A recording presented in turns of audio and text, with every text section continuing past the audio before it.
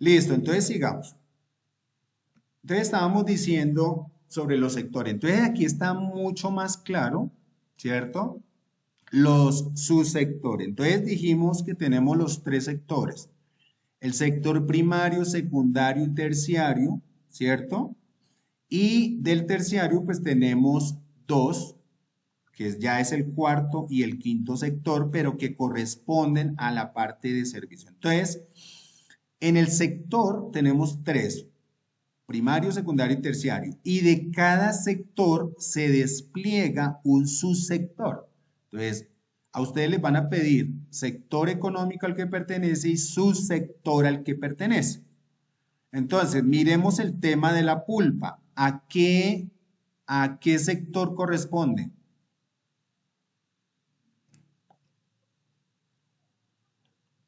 Chicos, el de la pulpa de fruta. Su sector primario, Para el segundo, profe. Sí, Sector segundo. secundario. ¿Y qué es Primario, profe. ¿Qué es el sector? La transformación industria. transformación industria? Correcto. Recuerden que sector secundario es la transformación de materia prima. Entonces, si yo voy a hacer pulpa de fruta, recuerden que tengo que comprar la fruta y todo lo que va a incluírsele dentro del proceso, porque voy a transformar. Yo no vendo mangos, digamos si es una pulpa de mango. Entonces, yo no vendo el mango completo, con pepa y todo. No, yo tengo que hacer el proceso, ¿cierto? Transformar esa pulpa, empacarla y pasar por todo un proceso de transformación. Entonces, el sector al que corresponde la empresa de sector de fruta de pulpa, ¿cierto? Va a ser el sector secundario y el sector y el subsector va a ser el de transformación porque es una empresa, es una industria de transformación de materia prima. Entonces, ahí estaríamos escogiendo el sector y el subsector. ¿Listo? Para que lo tengamos en cuenta. Entonces, en el subsector, en el primer sector encontramos pesca, minería, explotación forestal. Y en el tema productivo, agricultura y ganadería. Todo haría parte del primer sector. En el segundo sector están las transformativas y las energéticas. Transformativas es la industria y energéticas todo lo que corresponde a petróleo, gas. En el sector terciario tenemos las distributivas, o sea, que distribuyen su producto, como el comercio, el transporte. Y en el tema de servicios tenemos turismo, salud, educación, todo lo que les he mostrado. Bueno, continuemos. Vamos al punto 2.1.3, que son las características económicas. Entonces, aquí dentro de las características económicas, ustedes van a encontrar dentro de su formato, ¿sí? Dentro de su formato van a encontrar ingresos del sector en el último año, ¿cierto? El aporte al Producto Interno Bruto. Entonces, estas características económicas ustedes tienen que buscarlas por internet. Entonces, aquí se les está diciendo, bueno, cuéntenos, el sector XYZ, que es el sector que ustedes van a elegir de acuerdo a su producto, ustedes lo tienen que colocar aquí arriba y dice, por ejemplo, el sector primario, ¿cierto? Generó en el año 2022 o en el 2021 tanto valor en ingresos en el último año, ¿cierto? Tienen que ustedes buscar ese porcentaje o ese valor y colocarlo ahí porque eso es informativo, esos son indicadores económicos de acuerdo a la actividad económica que usted ejerza, ejecute y de acuerdo al sector.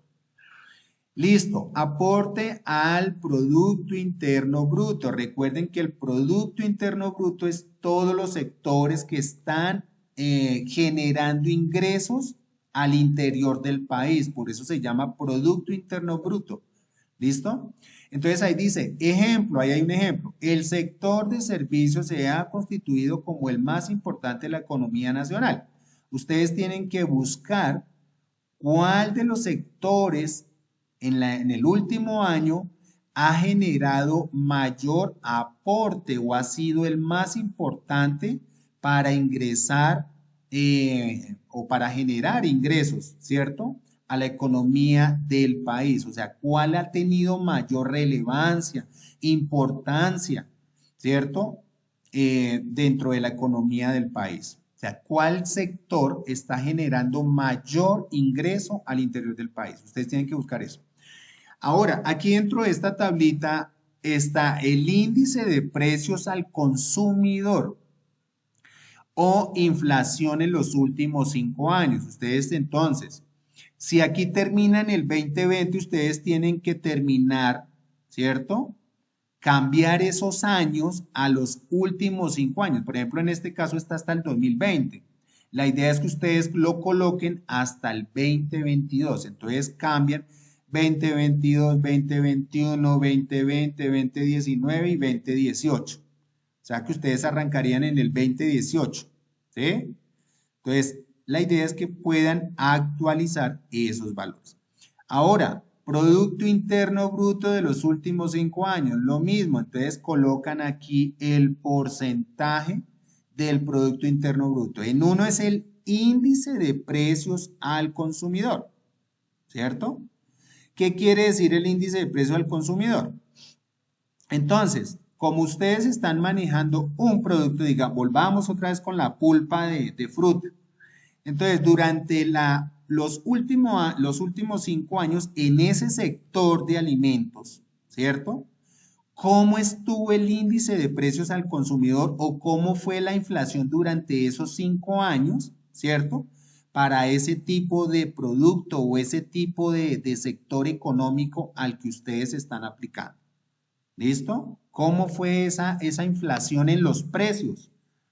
Entonces, aumentó, por ejemplo, en las frutas o en las pulpas de fruta, aumentó en un 3 en el año 2016, en el 2018, digamos.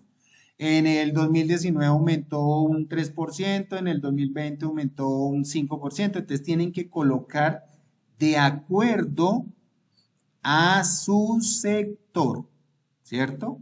A su sector. No es que busquen ahí y coloquen en general, no, porque al momento de que ustedes empiecen a hacer la exposición de su proyecto, va a ir todo encajado o engranado o alineado a su proyecto, muchachos. ¿Listo? Y Producto Interno Bruto es con base a los ingresos que se generan al interior del país.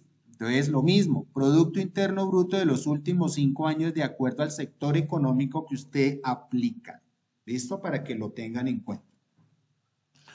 Bueno, en el 2.14 dice, ¿qué cambios se están produciendo en el sector? Vuelvo nuevamente. ¿En cuál sector, chicos? Pregunto, ¿en cuál sector? La pulpa.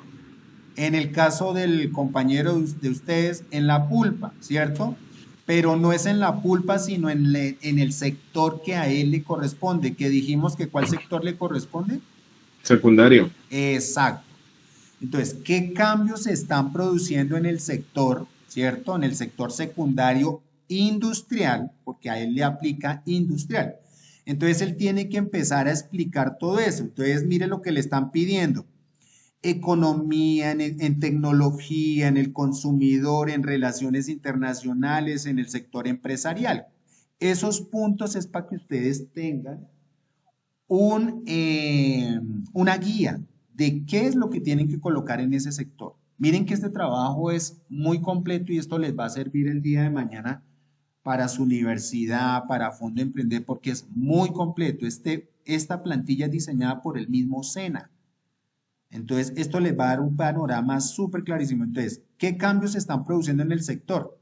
Entonces, en economía, pues entonces tienen que explicar cómo está la economía frente al tema de los productos alimenticios, ¿cierto? ¿Qué tecnología se está implementando? ¿Qué cambios están implementando las empresas de alimentos, ¿cierto? En este caso de frutas. ¿Qué cambios está teniendo el consumidor hoy en día? ¿Está siendo más exigente? ¿Está más prevenido con el tema de alimentos? ¿Qué es lo que está pasando con el consumidor?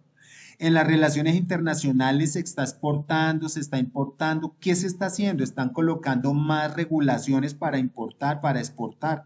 ¿Qué está pasando? Por eso dice, ¿qué cambios se están produciendo en el sector? No es que ustedes me copien de internet el super párrafo, lo peguen ahí y chao. No, es responder a conciencia cada uno de estos puntos, chicos. ¿Cierto? Y lo que ustedes encuentren, por favor, colóquenmele ahí las fuentes de información, de dónde sacaron, para que lo tengan en cuenta. Bueno, sigamos. En el 2.14 dice, ¿qué cambios se están produciendo en el sector? Ah, bueno, ese creo que es el mismo, creo que sí, ese es el mismo. Bueno, 2.1.5, tendencias del sector. Entonces, aquí yo les coloqué un ejemplo de las tendencias del sector. Por ejemplo, una empresa que tenga tecnología, que tenga turismo, por ejemplo. Entonces, aquí dice, el e-commerce tuvo un crecimiento acelerado durante el 2020 y para el 2021 terminará de consolidarse como un canal de venta necesario y casi que obligatorio para cualquier compañía que desee mantenerse en el mercado en términos de ventas y presencia entre sus consumidores tecnológicos. Mire que la tendencia del sector, si yo ando en la tecnología, ¿cierto? En el marketing, pues mire que aquí el e-commerce tiene una tendencia, es el crecimiento. ¿Qué es el e-commerce? Todo lo que son plataformas que permiten la comercialización de mis productos. Son canales de venta, por ejemplo, las páginas web. Entonces, miren que ahí nos está diciendo que tiene un crecimiento acelerado entre el 2020 y 2021, consolidándose como un canal de venta necesario y casi que obligatorio para cualquier compañía. Una empresa que no tenga una página web, mejor dicho, ¿quién lo conoce? ¿Quién lo encuentra? ¿Quién lo busca? Entonces, miren la importancia y la tendencia del sector. Entonces, si estamos hablando de tendencias del sector, por ejemplo, de las pulpas, ¿cuál sería esa tendencia, cierto?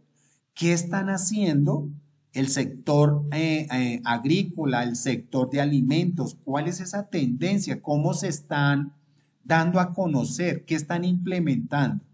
¿Listo? Para que ustedes ahí lo expliquen. Y eso les va a dar a usted un panorama mucho más claro de lo que realmente está haciendo estos sectores en la economía. Bueno, en el 2.1.5, proyección de variables macroeconómicas. Bueno, cuando nosotros hablamos de algo macro, normalmente estamos tratando primero de saber qué tecnologías implementar nosotros como empresa. Segundo, qué necesidades hay en el mercado para que yo como empresa pueda satisfacerlas. Entonces, miren que ahí en la macroeconomía, normalmente las compañías siempre se basan en qué tecnología yo utilizo como empresa y qué necesidades hay en el mercado. Esos dos factores son sumamente importantes en el aspecto macroeconómico. ¿Por qué? Porque al unir tecnología con necesidades, ahí es donde yo voy a satisfacer lo que requiere el cliente. Hoy en día todo prácticamente es tecnológico. Todo mundo busca plataformas para poder adquirir productos, ¿cierto? Entonces, dentro de este punto de proyecciones de variables económicas, que es lo que estábamos verificando, siempre nos va a pedir el tema tanto del índice de precio del consumidor como el Producto Interno Bruto. ¿Por qué? Porque es la tendencia de saber hacia dónde va el mercado. ¿Qué estoy haciendo dentro de ese sector? ¿Y qué es lo que están haciendo los sectores económicos? ¿Están creciendo, decreciendo? ¿Qué es lo que están realmente haciendo cada sector económico? Entonces miremos, dentro de ese mismo punto del 2.1.5.1, nos van a pedir las proyecciones de las variables macroeconómicas. Entonces, yo les decía a ustedes que las variables macroeconómicas siempre van a estar ligadas a la tecnología y a las tendencias, que a la tecnología y a las necesidades de los clientes. Entonces aquí la pregunta es, ¿qué es la economía de escala? Entonces, si nosotros como empresa tenemos claro esto y como empresarios y como dueños de una compañía, mire que se nos va a facilitar muchísimo el tema de poder manejar nuestros recursos de la manera más apropiada. ¿Qué es la economía de escala, chicos? Fácil, pongamos un ejemplo. Digamos que usted vende zapatos. Usted fabrica zapatos. Si yo fabrico 50 zapatos, yo compro materia prima para 50 pares de zapatos. Mis costos de producción serán los mismos así a comparación de producir 1000 pares de zapatos. ¿Qué quiere decir? Si yo fabrico 50 pares de zapatos, será el mismo costo de producción a fabricar 1000 pares de zapatos. ¿Me costará a mí como empresario lo mismo en materia prima, chicos? ¿Ustedes qué creen? Si compro el cuero, las suelas, tachuelas para 50 pares de zapatos, ¿me costará lo mismo que para 1000 pares de zapatos? ¿Qué creen? Lo más seguro es que no. No. ¿Ok? ¿Qué más? ¿Quién más dice? ¿Qué creen?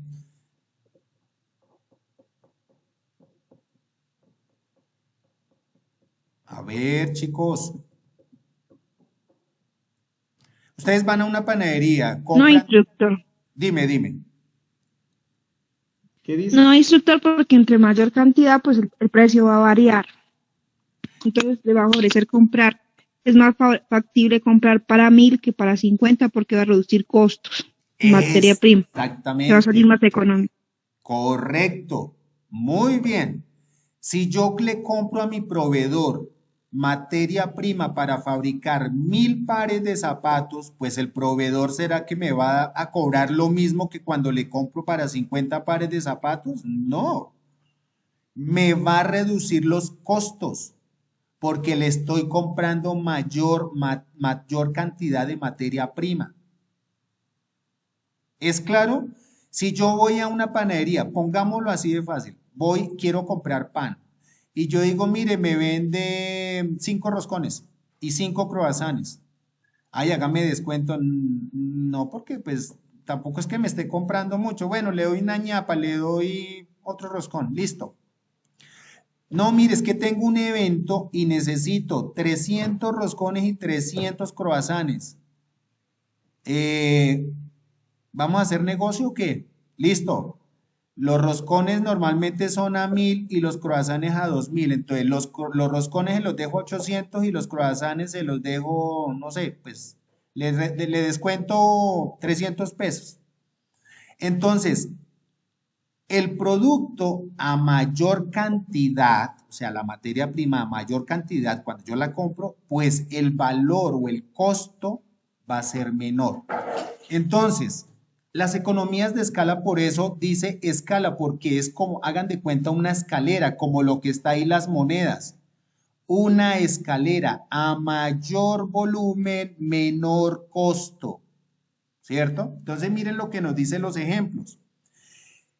Cuando yo tengo dos casos, como en la expansión, que es una empresa que va a ampliar sus fronteras, que va a ampliar sus sedes, que está en proceso de expansión, tiende a reducir sus costos porque está en expansión. Y también hay otro caso, a mayor producción, menor costo de fabricación. Esas son las dos líneas o los dos ejemplos que podemos ver en la economía de escala, ¿cierto? Como una escalera, como para que me puedan comprender. Entonces dice, la economía de escala es una situación en la que una empresa reduce sus gastos de producción al expandirse. Yo no puedo pretender expandir mi empresa y gastar más. Al contrario, tengo que reducirme para poder expandirme, ¿cierto? Y lo mismo se trata de otra circunstancia que es, en cuanto yo más produzco, más fabrico, más elaboro, ¿cierto?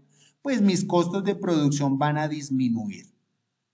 ¿Listo? Entonces la pregunta aquí dentro de esta proyección de variables es, ¿cuánto tengo yo que producir, fabricar, comercializar, distribuir para poder tener mayores ¿qué? Utilidades. Recuerden que a mayor producción, menor costo, mayor utilidad, chicos.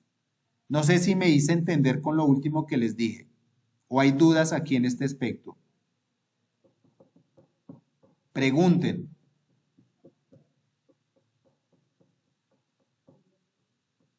¿Clarísimo? Si no hablan, chicos, yo continúo.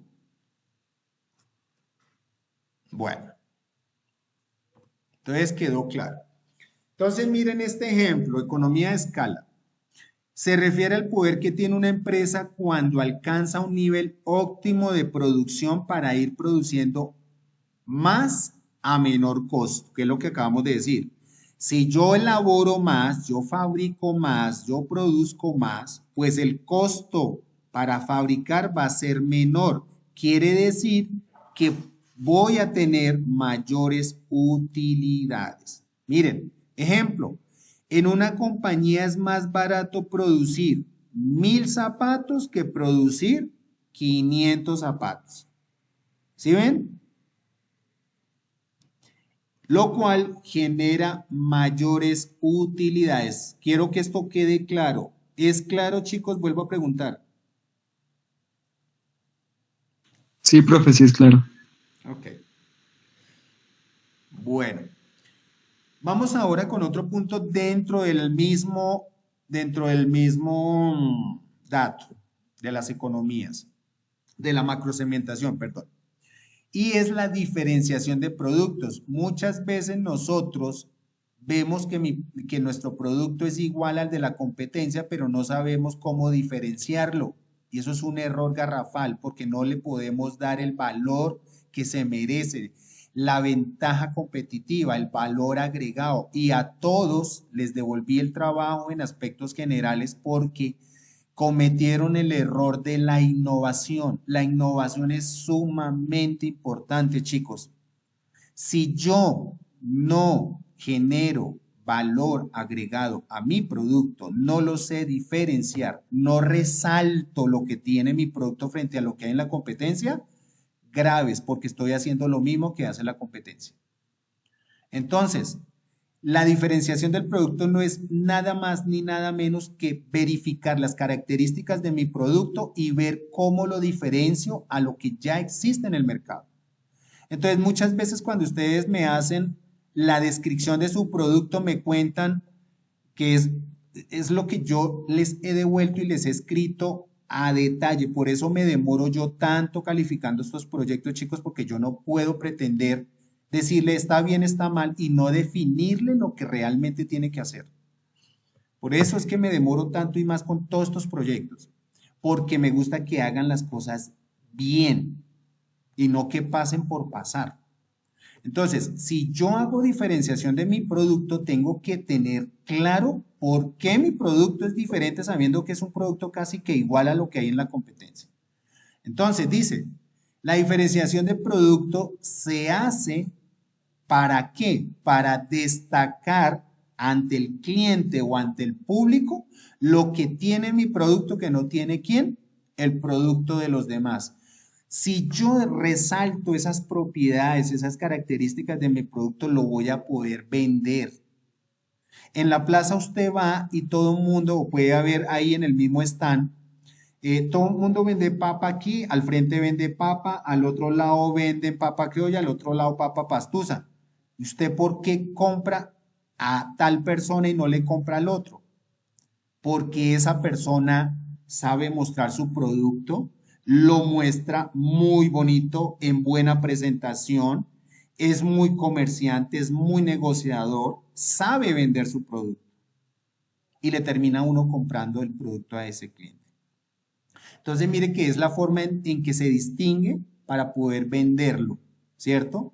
Aumentar la fidelidad de la marca, la venta y el crecimiento. Entonces, puede, aquí un bombillo, pues da la luz. En este caso, miren que el bombillo normal y el bombillo ahorrador de luz. ¿Cuál es la diferencia? Que el bombillo genera disminución de consumo. Ahí ya hay una ¿qué? Una innovación, ahí hay una ventaja competitiva. Ahora, las manzanas, está la manzana verde y la manzana roja, pero es una fruta. ¿Qué es lo que puede generar la ventaja competitiva? Los nutrientes, el sabor, la cáscara, la duración, que la manzana verde tiene más hidratación que la misma roja porque conserva más líquido, más agua. Entonces, las propiedades, ¿cierto? Entonces, eso hace que mi producto sea competitivo. Entonces, no se acostumbren a hacer lo mismo que hacen los demás. Yo tengo que saber vender. Es como ustedes cuando van a una entrevista de trabajo. Todos pueden ser administradores de empresas, pero yo tengo que vender esa ventaja competitiva mía. Tengo que mostrar, resaltar lo que yo tengo a diferencia de lo que tienen los demás. ¿Por qué es importante la diferenciación del producto? Por eso, porque genera competencia, genera diferenciación, ¿cierto? Se genera una forma de distinguir lo que tengo a lo que ya existe. ¿Listo? Sobresalir. Eso es lo que permite la diferenciación de tu producto. Entonces, ahí les va a pedir diferenciación de tu producto. ¿Qué tiene mi producto frente a lo que hay en el mercado? Ahí es donde ustedes tienen que explicar. No, pues yo vendo pulpa de fruta, pero es que en el mercado ya está invadido de eso, de pulpa de fruta. ¿Cuál es lo diferente de lo que tú haces a lo que ya está en el mercado? Tienes que explicar eso. No es que mi pulpa de fruta, no sé, viene fluorescente. Yo no he visto pulpas de fruta fluorescente. Entonces, ¿por qué viene fluorescente? Porque tiene estas propiedades, estas propiedades, estas propiedades. Entonces, es diferente, hace diferente el producto. Otro punto que les pide, necesidad de capital. Cuando hablamos de capital son recursos propios o de terceros. Entonces aquí la necesidad del capital de trabajo, como conocida como NCT, es un indicador, ¿cierto? De flujo de tesorería. ¿Cuál es el ingreso que yo tengo, el capital, el recurso monetario para poder ¿qué? Trabajar, para poder operar. ¿Listo? Entonces, aquí ustedes, ¿qué capital necesitan para poder operar en el mercado? Para poder dar función o marcha o puesta en marcha su proyecto. Aquí es donde necesitan ustedes describir eso. Entonces, este es un indicador de flujo de tesorería que es fundamental comprender y controlar en una empresa. Muestra cuánto dinero necesita una empresa para hacer frente a los desajustes de tesorería entre los desembolsos y los cobros. Entonces, usted cuánto capital necesita, cuánto dinero requiere. ¿Listo? Eso es lo que tienen que colocar ahí. Si son recursos primarios, si son recursos secundarios. ¿Tenemos claro la diferencia, chicos? Recursos primarios y recursos secundarios. ¿Tenemos claro ese concepto o no? ¿O les explico? Profe, yo no lo tengo claro. Bueno, muy bien, gracias. Si yo empiezo con mi empresa y yo digo, oiga, ¿yo con qué capital voy a iniciar? Pues resulta que para poder iniciar mi proyecto necesito 20 millones de pesos, pero yo tengo 5 millones que son de mis ahorros, ahorros provenientes de mi trabajo, de todo lo que yo he trabajado durante 2 años, o 3 o 4 años.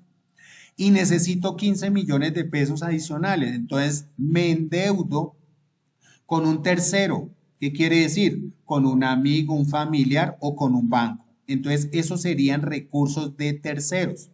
Y recursos propios son los recursos que tú tienes de tu trabajo, que es lo que yo te decía, los ahorros propios. Entonces, ahí es donde ustedes tienen que definir mi capital necesario para dar inicio a la operación de mi empresa es 20 millones.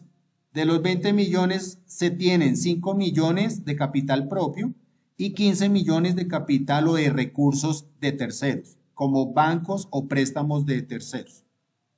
Eso es. ¿Listo? Para que lo tengan claro.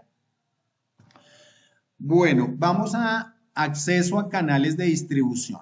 ¿Alguien sabe qué es la distribución, muchachos?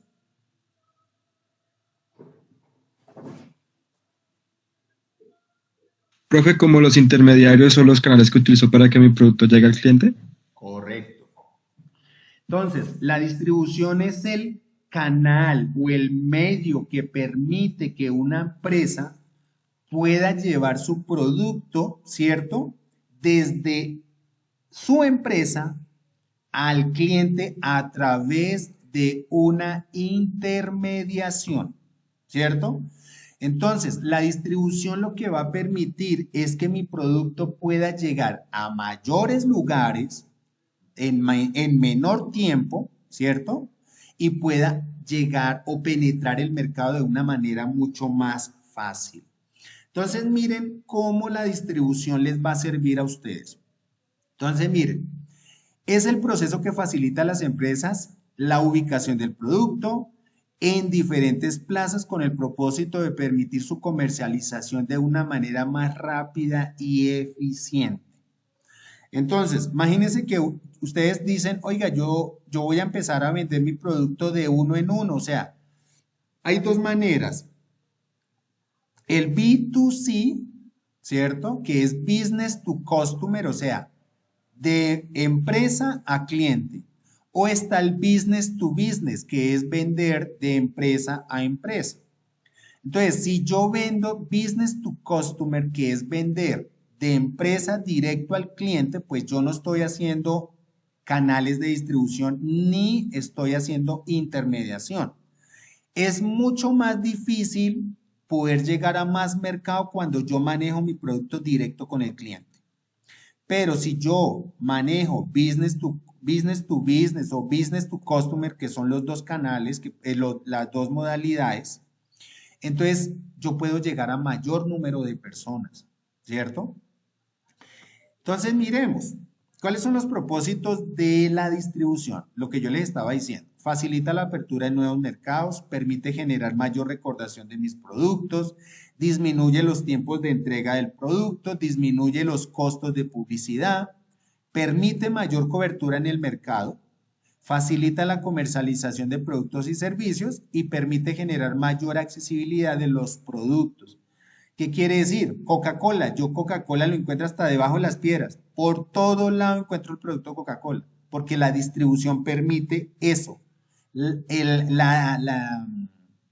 poder encontrar el producto en cualquier lado. Entonces, cuando nosotros hablamos de distribución, hablamos de intermediación. ¿Quiénes son los intermediarios? Los mayoristas, los distribuidores, los tenderos, los minoristas, todos aquellos que compran mi producto y lo venden al cliente final, ¿cierto? Entonces miren la importancia de la distribución. Entonces vamos a mirar estos ejemplos.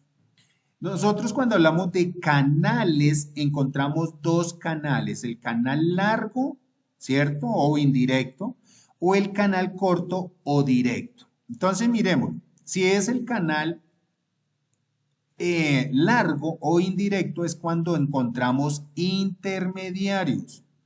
O sea, que en el canal largo es donde pasa el producto a través del mayorista, el distribuidor, el minorista y el tendero. Hablemos del ejemplo del yogur. Digamos que el yogur, la empresa lo vende a 1.500, ¿cierto? Se lo vende al mayorista. El mayorista se lo vende al distribuidor a 1.800. El distribuidor se lo vende a 2.100 al minorista y el minorista le vende al tendero a 2.500 pesos el yogur. O sea que el yogur sale al mercado o el cliente lo compra a 2.500 pesos. Miren que hay una intermediación del producto, ¿cierto? Pasa por diferentes comerciantes, diferentes canales de distribución. Entonces, a mayor intermediación puede pasar el efecto de mayor costo en el producto. Ese es un canal, el canal largo. Y está el canal corto, que es la empresa le vende directamente ¿a quién? Al cliente. Puede que se lo venda a 2.300, a 2.100. ¿Por qué? Porque es que no lo puede vender a 1.500. Porque es que él vende a 1.500 porque es un mayorista, porque le compra en grandes cantidades, ¿cierto? Y el mayorista muchas veces le vende a distribuidores. Hay empresas, o puede pasar, hay empresas que le venden solo a mayoristas, o solo a distribuidores, o solo a minoristas, o solo a tenderos. Eso es dependiendo de las políticas de distribución que maneje cada compañía. O hay empresas que dicen, no, yo me entiendo solamente con mis clientes. Pero cuando yo me encargo directamente de mis clientes, pues lógicamente no voy a tener la misma cobertura que sí puede tener una empresa que maneja intermediación o canal de distribución. ¿Listo? Bueno, otro punto que les van a pedir a ustedes son las políticas gubernamentales. Como todo lo podemos ya saber, las políticas son normas, ¿cierto? Las políticas son aquellas reglamentaciones que se estipulan a través, bien sea en una casa, bien sea por nuestros padres, bien sea en el colegio, en la universidad, aquí en el SENA, en su trabajo, la alcaldía, en cualquier entidad estatal, en el gobierno. Todos encontramos estipulados, ¿cierto? Unos reglamentos, unas políticas, unas normas. Entonces ustedes como empresa van a tener unas políticas que se van a establecer por el gobierno para poder operar en el mercado. Aquí yo les estoy colocando unas políticas de una empresa, pero no necesariamente son políticas que les va a aplicar a ustedes, porque recuerden que son políticas gubernamentales. Es diferente. Este es un ejemplo. Por ejemplo, estas políticas de una empresa a sus empleados. Hacer cursos de capacitación es una norma y una política que tiene establecida la organización. Brindar apoyo a la comunidad, no brindar apoyo a la corrupción, brindar precios accesibles al público, formar líderes de trabajo, brindar entornos amigables, o sea, buen clima laboral. Esas son políticas al interior de la empresa, pero a ustedes no se les está pidiendo políticas de su empresa, se les está pidiendo políticas gubernamentales. O sea, ustedes como empresa, ¿a qué están prácticamente obligados a cumplir? ¿Cuáles son las normas estatales o normas gubernamentales que ustedes deben de cumplir? Entonces, ahí deben de investigar. Si ustedes son empresas productoras de alimentos, ¿cuáles son las normas, las políticas que ustedes como empresa tienen que cumplir? ¿Me hago entender con este punto, chicos? ¿O hay alguna pregunta?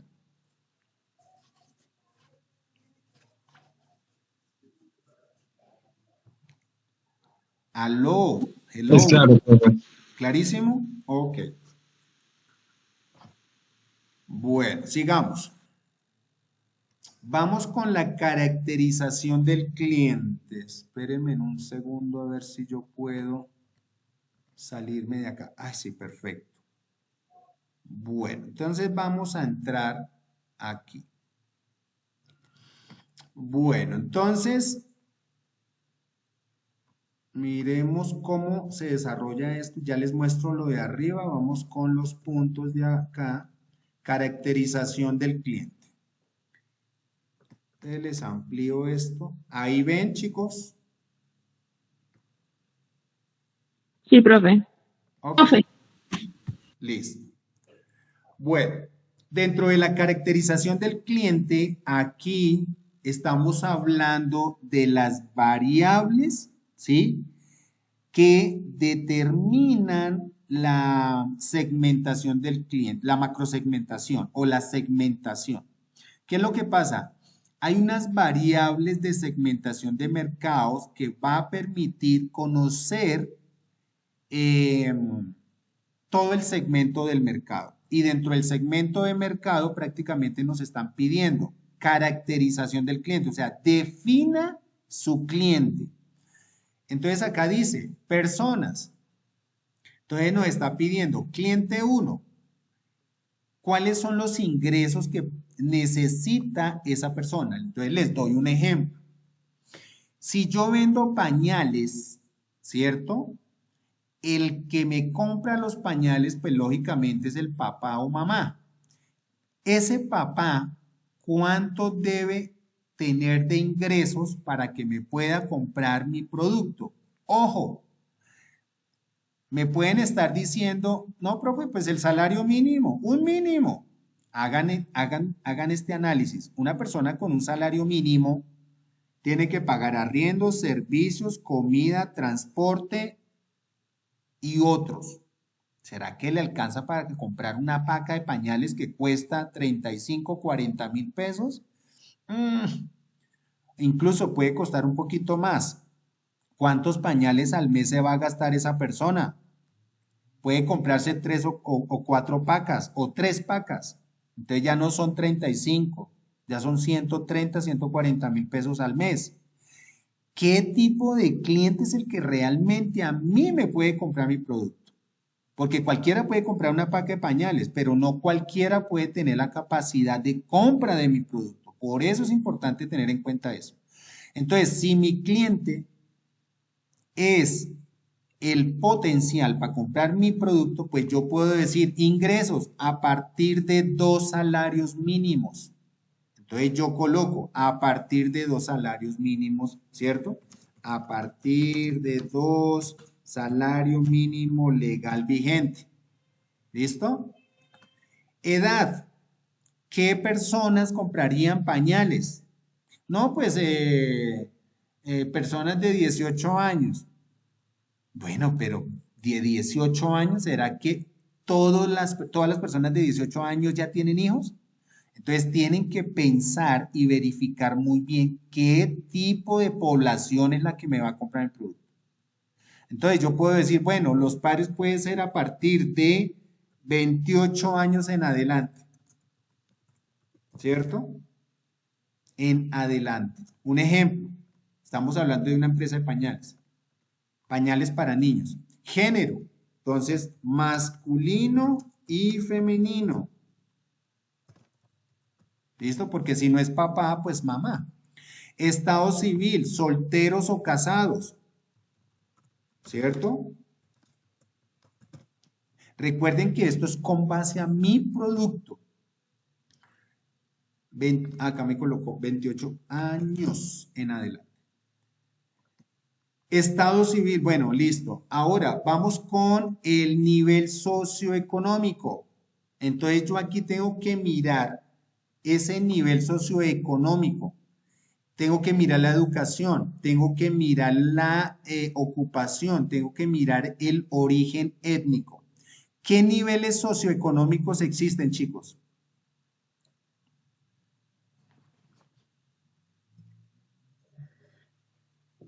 ¿Han escuchado estrato socioeconómico?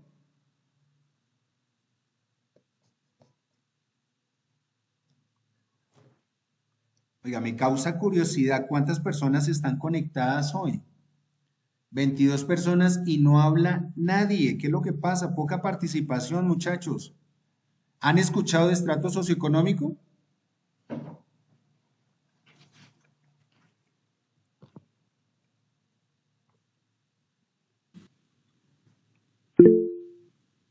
¿Qué es el estrato socioeconómico, chicos? Dile no, pues no.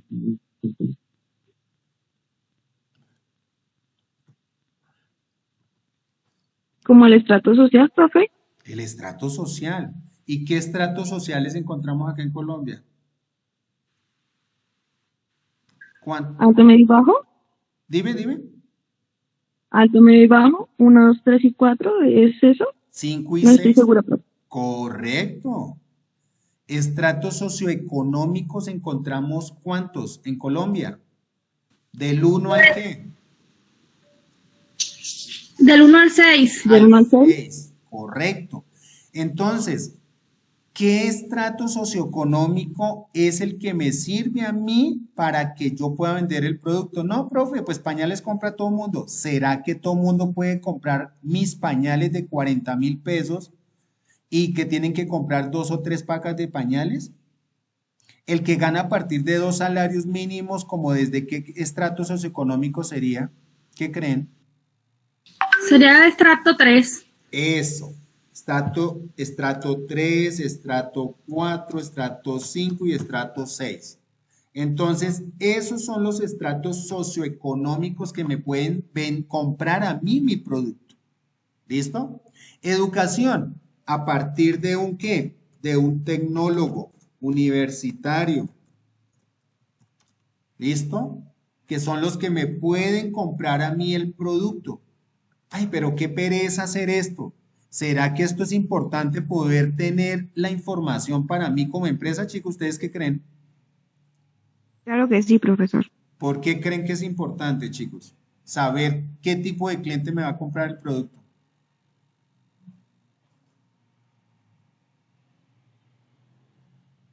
Porque ahí uno enfoca su objetivo en el cliente que le va a ofrecer ese servicio. Correcto. Ahí es donde yo puedo perfilar mi cliente, ¿cierto? Muy bien. Ocupación. Entonces puede ser empleado, ¿cierto? O independiente, empresario,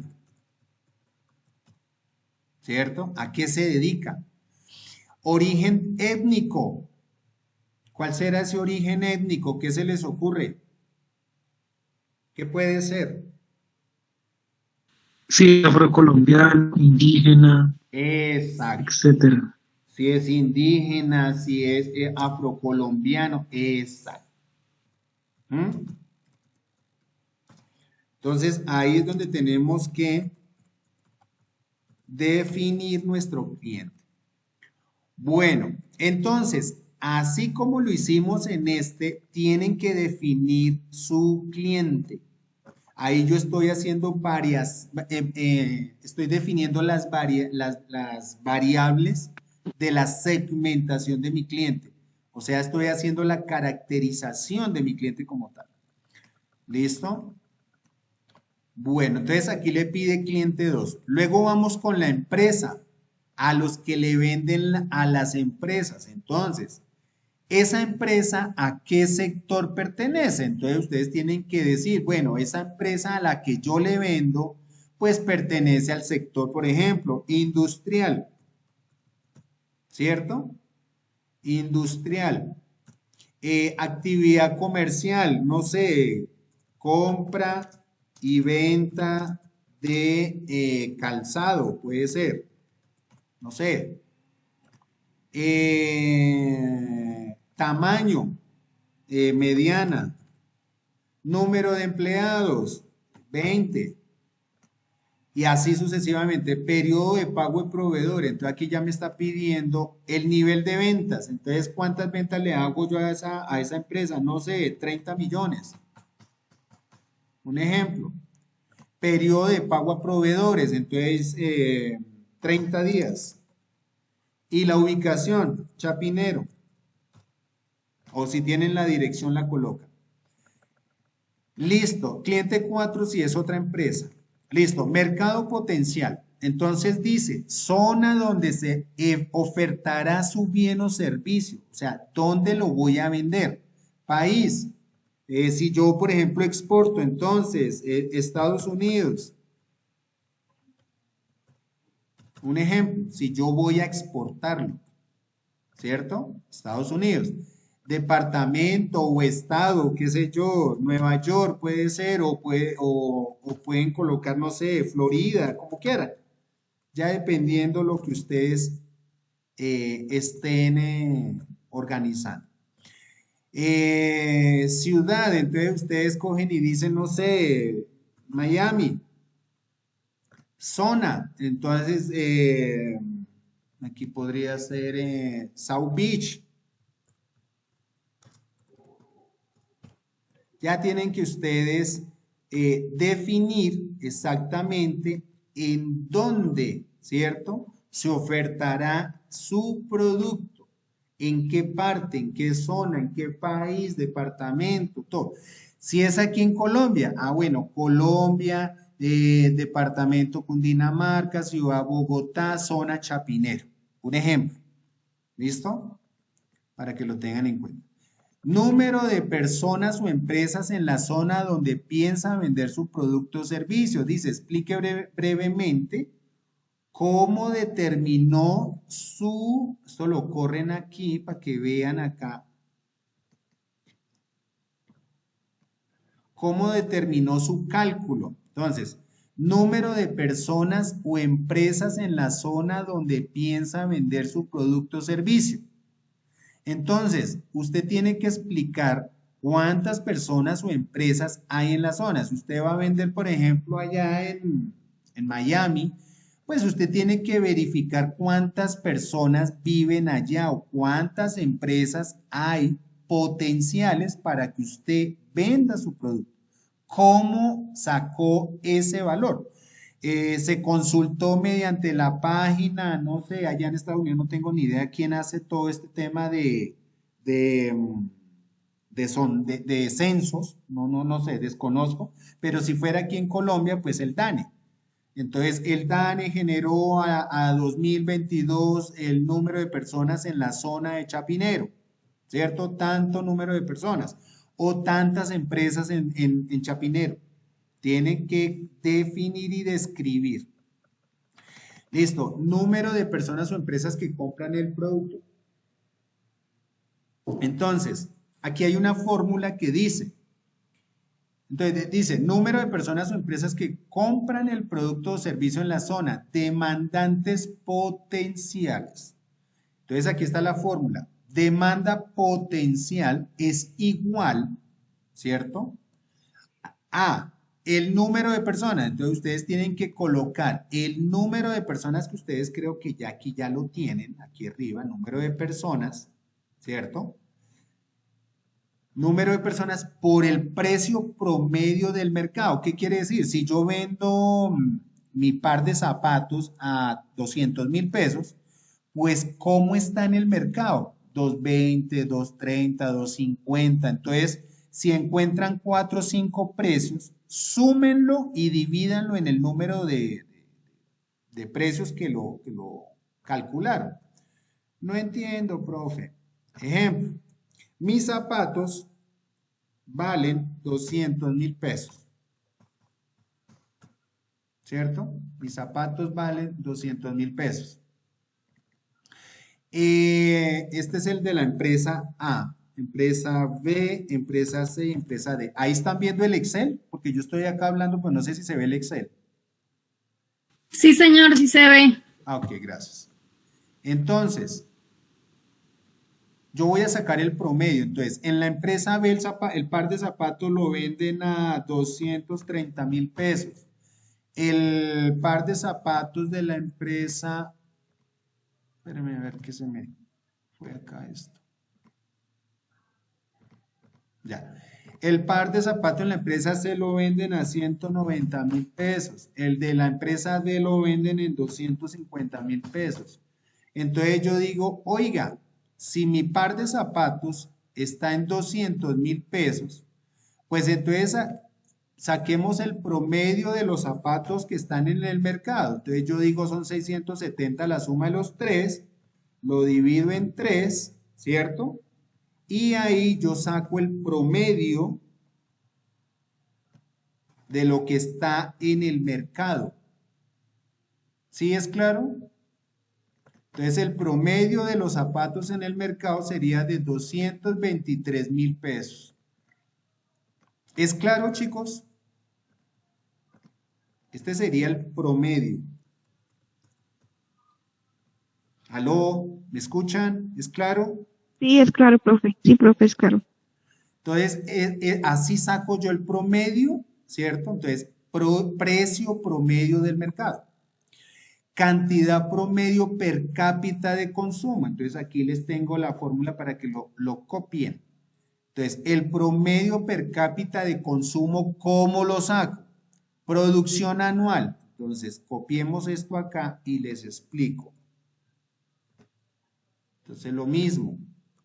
Entonces yo digo, si voy a calcular el promedio per cápita del consumo, me dice producción anual. Ah, bueno, entonces yo mensualmente produzco, no sé, 200 pares de zapatos por 12 meses.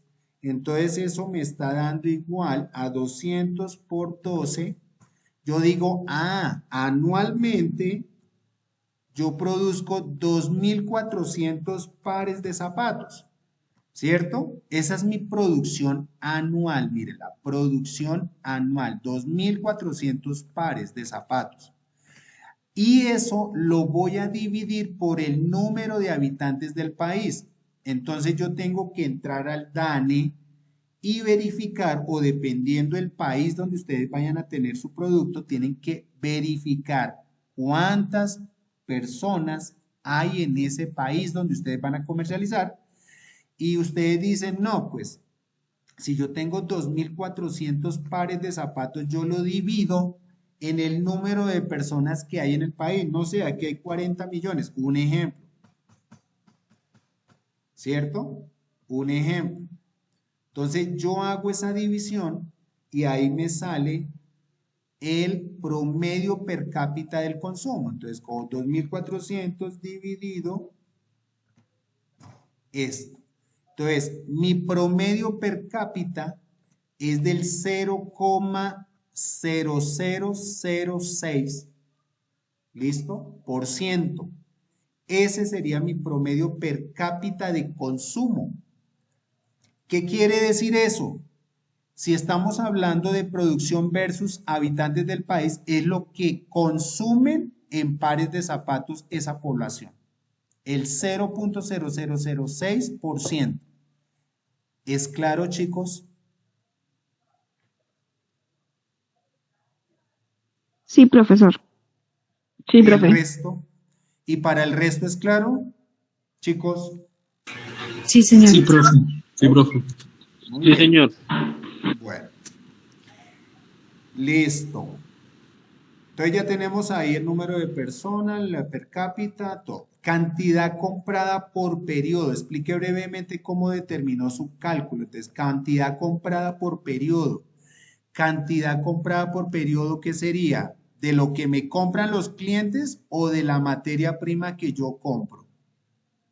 ¿Ustedes qué creen?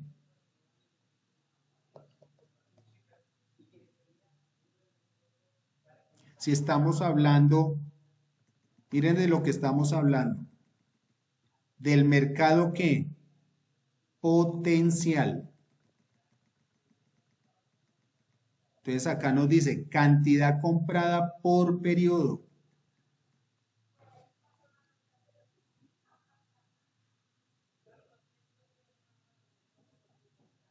¿Nadie?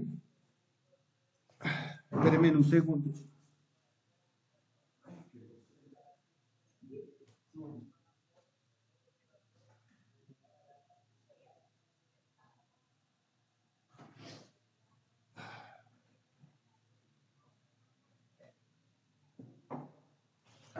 Bueno, ¿qué es lo que pasa?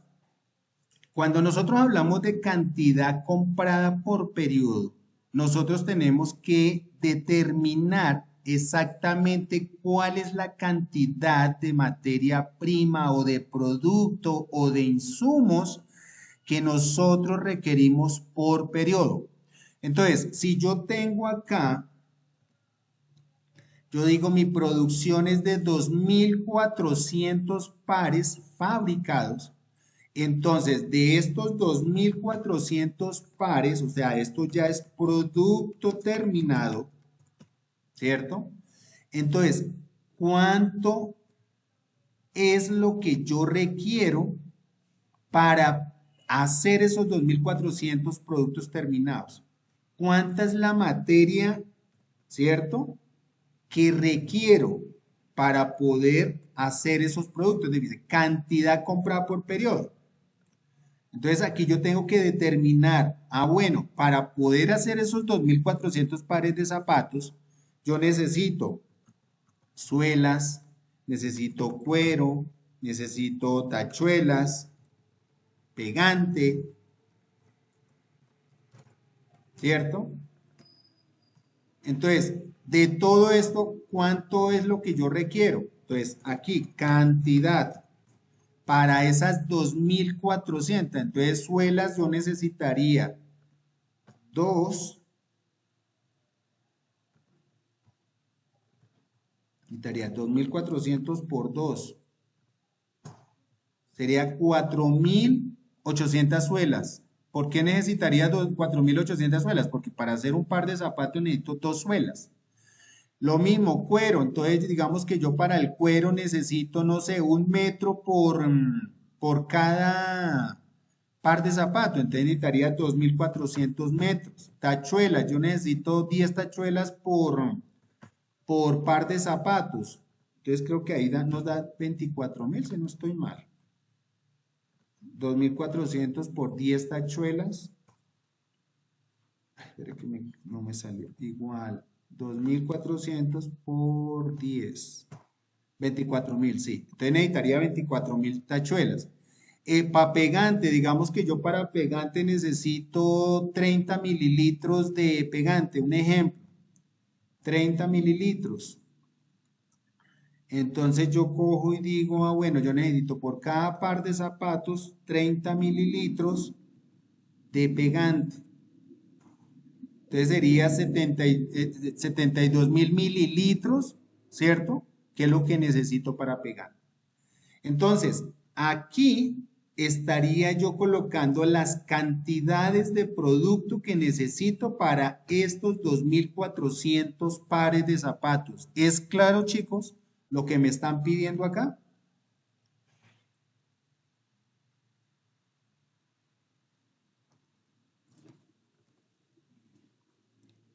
¿Aló? Ok.